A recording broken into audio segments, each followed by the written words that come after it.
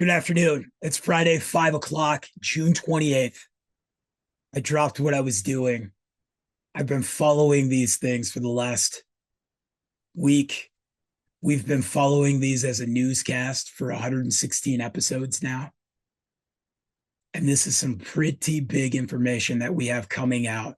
So we are going to have a Driller Newscast special edition. Of course, Monday morning, we will drop episode 116.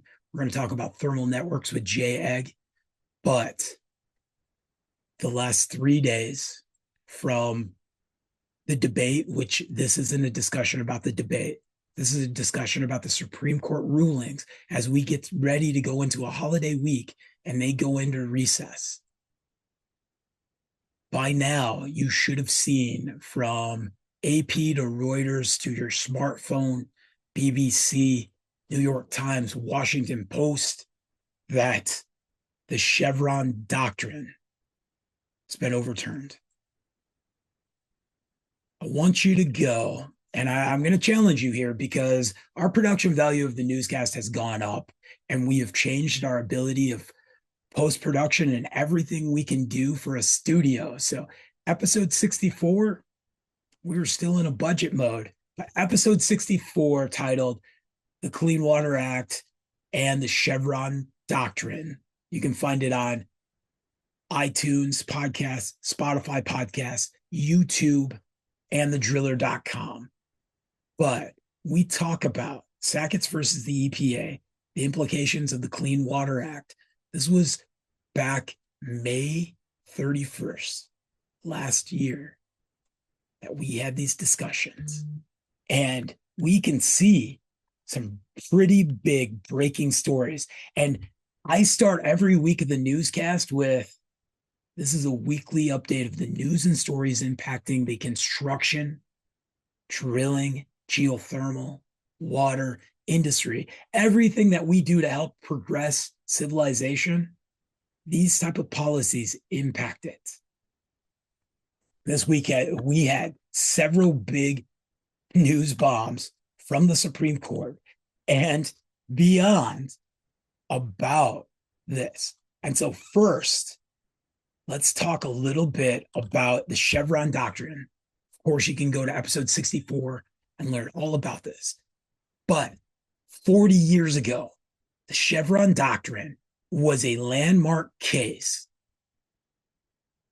of the Chevron USA versus the Natural Resource Defense Council.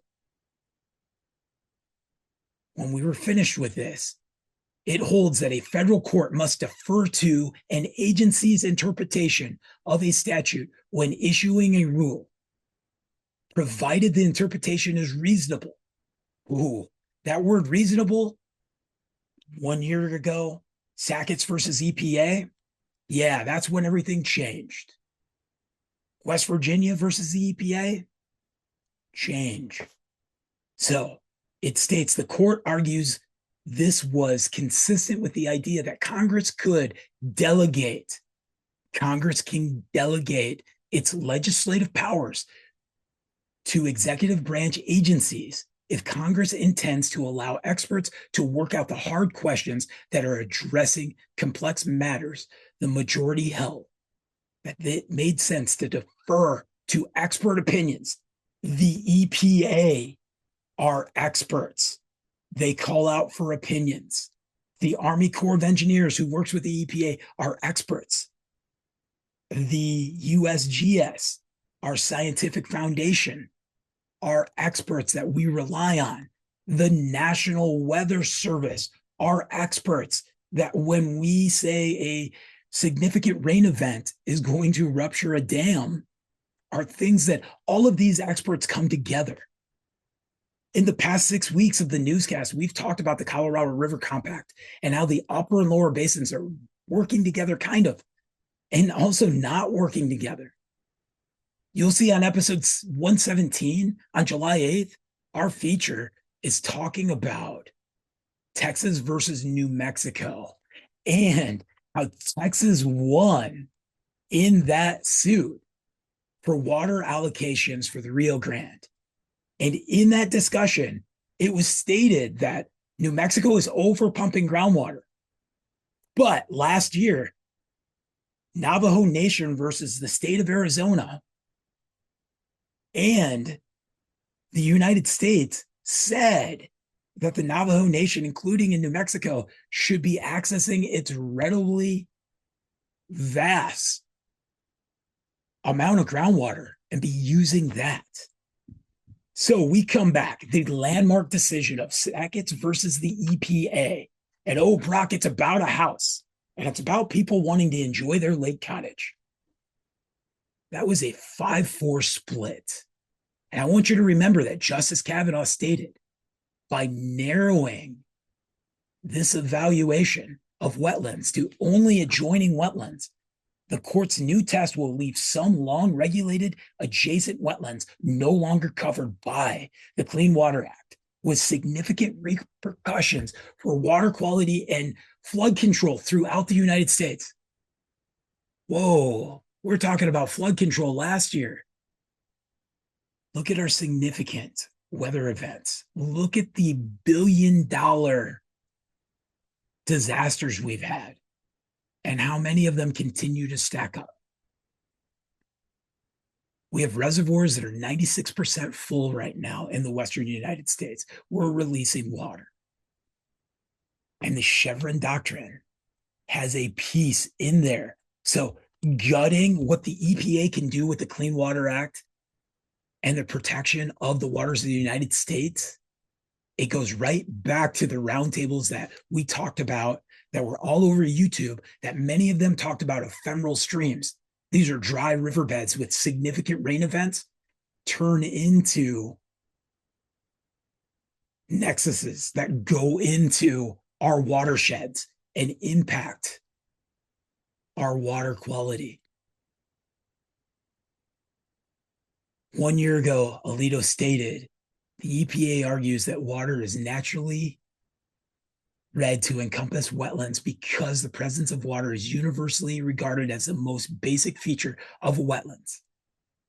And then he went on to say, consider puddles, which are also defined by ordinary presence of water, even though few would describe them as wetlands or water. He said the interpretation is inconsistent. So we have seen quite a bit of things happen this year with Congress and all the pieces that we got to get through. We saw this debate last night. This isn't about that, but I want you to think about your local officials that you vote and put into power and see how that led to Flint water crisis, which is water infrastructure, not water quality, but it was the Detroit River. And I want you to think about your state officials that you put into place. And then our national level, our senators, our representatives, and how they work with the president to vet our experts. And as we go into November 2024, we've talked about it. The House majority will be razor thin, no different than the decisions being made in the Supreme Court right now on regulation and what the EPA can do. But here it is, everybody. The three most water-stressed states in the country, California, Texas, and Florida, also the most House states. And I want you to think, when they are having these discussions and we start looking at trans-state water and state water rights, and then strategic groundwater reserves and how ASR wells and MAR wells are treated, and how we fast track projects so that we can have the right rare earth minerals and we can get off our dependence on foreign energy. Because the solution isn't that giant, vast reserve of black rivers under our ground to power us for the next 500 years. 3.1 degrees Fahrenheit is what we ended up with as a total increase for 2023, the hottest on record. We have to stop doing greenhouse gases. So I want you to think about what is Congress's goal and priorities for all the other things that are happening, from wars to healthcare to regulation to all of the internet apps and our fears there. So a year ago, when the Sacketts won versus the EPA for that Little Lake cottage, what happened immediately after that? Other states stepped up. We saw at the same time West Virginia versus the EPA on clean air quality. By the way, it was stated in the debate 2016 to 2020 was the greatest air and water quality we've ever seen. It's bullshit. There was other pieces that were great that we can talk about, but let's not say that our environment's in a good place as we repeal the power of the EPA. Nixon did two good things, and that was OSHA and the EPA, and the Chevron Doctrine guts both of their powers. So December 2023, Texas came back and said that we have a claim against the EPA on how they're regulating our seasonal streams and wetlands.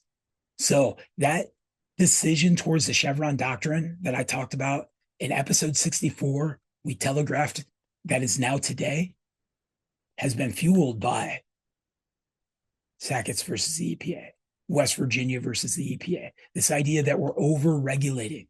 I want you to think about what happens with Ohio versus EPA ruling for Good Neighbors Act 5.4. By the way, that was air quality as well. That says how pollutants can impact surrounding states. If we're going to talk about interstate water quality, we got to talk about interstate air quality. And that leads me finally to our breaking story this week. And that, again, was J.J. Smith, our boots on the ground in Washington, D.C., with the American Water Works Association and the Metropolitan Water Agency, the Association of Metropolitan Water Agencies lawsuit against the EPA and Michael S. Reagan, challenging the 4 parts per trillion and 10 parts per trillion EPA rule on polyfluoroalkyl substances. By the way, if you check Netflix right now, one of the #1 movies is Dark Waters, starring Mark Ruffalo, the Robert Bellot story. And we've talked about Rob and everything that he did with Taft and going against that in Parkersburg, West Virginia. And then we have West Virginia asking for money for what's happened with PFAS, but let's forget about air quality and coal burning power plants. So this is a big deal, everybody.